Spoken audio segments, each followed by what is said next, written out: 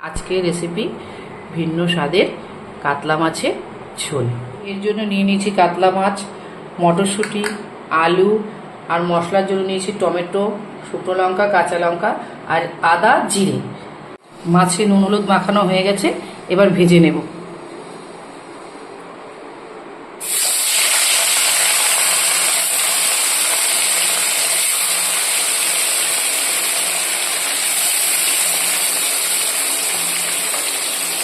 মাছ ভাজা হয়ে গেছে, আমি আলুটাও ভেজে রেখেছি।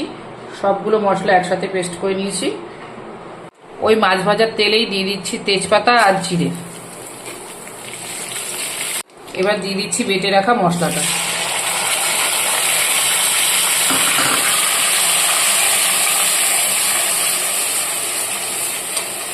এবার দিয়ে দিচ্ছি স্বাদ মতো নুন, হলুদ,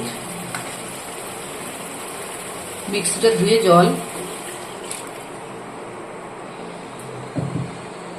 এবার মশলাটা ভালো করে কষিয়ে নেব।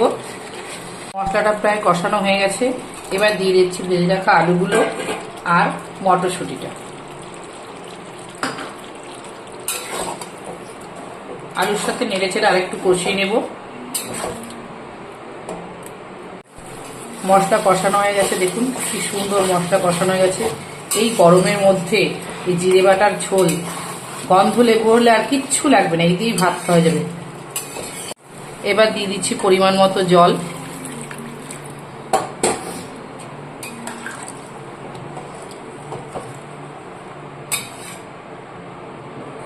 ঝোলটা ফুটে গেছে, এবার আমি সব মাছগুলো দিয়ে দিচ্ছি।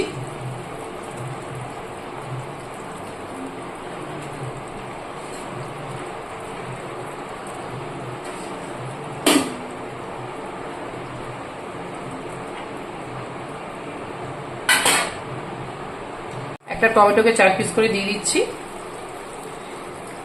এবার দেবো একটু ধনেপাতা,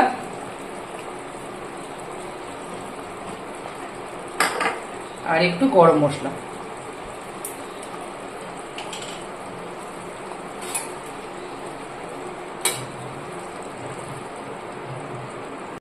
এবার একটু নেড়ে চেড়ে নামিয়ে নেব। আমার মাছের ঝোল রেডি।